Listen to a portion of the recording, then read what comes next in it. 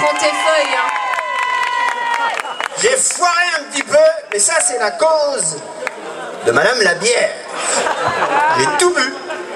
Et tout d'un coup, ça me monte au cerveau, je sais pas ce qui se passe. Ça me fait comme des pétillements, des grésillements dans la calebasse, et je merdouille un peu.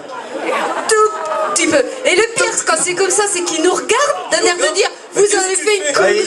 Ils font des conneries. C'est pas comme d'habitude. Ah bah non, mais c'est lui. Il connaît pas les notes et il se permet d'en louper. Oh non, c'est grave. Et c'est nous qu'on se fait engueuler. Mais parce que moi je suis quand même un musicien assez particulier. Certes, je compose des chansons, j'écris, je fais des musiques, mais je ne connais pas toutes les notes. C'est infernal, je ne sais jouer de rien. Mais je fais des musiques quand même, et je peux pas m'en empêcher. Voilà, c'est comme ça. Donc après, ben, on est dans la merde. Alors je viens de voir un spectateur. Bonjour, vous êtes sur Canal+. Pas à la télé, non, pas Je viens de voir un téléspectateur de concert. Et il recommence, un téléspectateur. Oui, je viens de voir un téléspectateur de concert. Il vient de se mettre le doigt dans le nez. Or, quand on se met le doigt dans le nez, on s'expose à un risque énorme. C'est-à-dire qu'en général, il n'en ressort pas indemne et propre, il y a toujours quelque chose au bout. D'accord? Et là, c'est très embarrassant. Il y a des gens qui le regardent, ils ne savent pas quoi faire. Il essaie désespérément de faire une pichenette, mais ça colle et ça tient. Et c'est infernal. Alors là, je lui dis, il y a une seule solution. Il me regarde, mais je ne le regarde pas, tout le monde va le reconnaître. Et là, il y a une seule solution. On la met sur la culotte et on la roulotte sur la culotte. Elle sèche, elle sèche. Et là, elle devient pégante. C'est entre collant et sec. C'est juste entre deux. Vous voyez là, et là, il refait une tentative. Il refait la pichenette et elle colle encore. Il recommence l'opération. Et là, elle devient tellement pégante qu'elle devient enfin sèche. Là, il fait le coup de la pichenette et tac. Et là, elle atterrit dans le gobelet de bière de celui qui est derrière, qui la boit bien naturellement.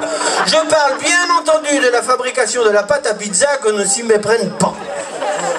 Allez, maintenant on va faire un truc qui s'appelle présentation de l'orchestre. Moi je sais pas ce que c'est, je ne fais rien là-dessus.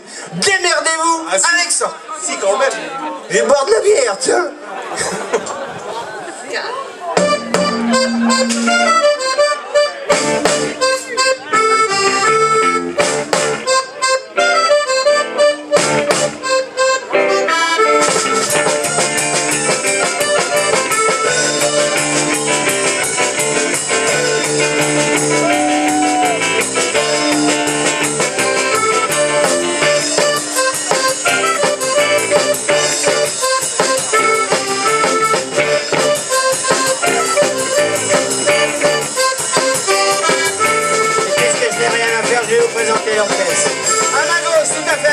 Celle qui joue de l'accordéon, qui chante, qui raconte des conneries.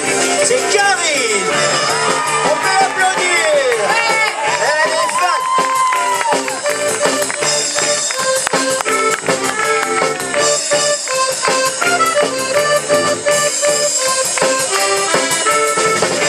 Et à ma gauche, à tout près de moi, celui qui joue de la guitare, qui fait les solos, qui chante, qui fait les chœurs, qui compose aussi des chansons, qui fait les arrangements. Avec Julien, tous les deux, ils bossent comme des fous. C'est David. Ouais.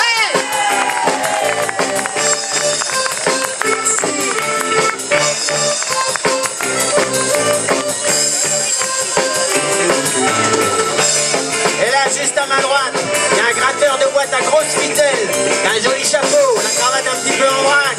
C'est Julien. Ouais. Qui contribue énormément à faire les arrangements musicaux.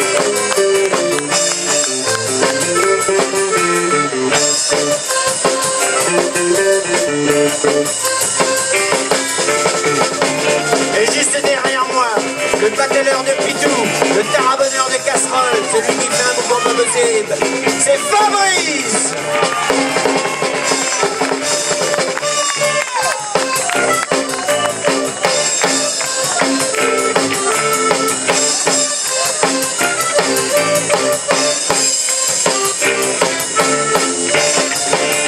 Et celui qui nous écrit, qui nous chante, qui nous bafoue ses chansons, Tony le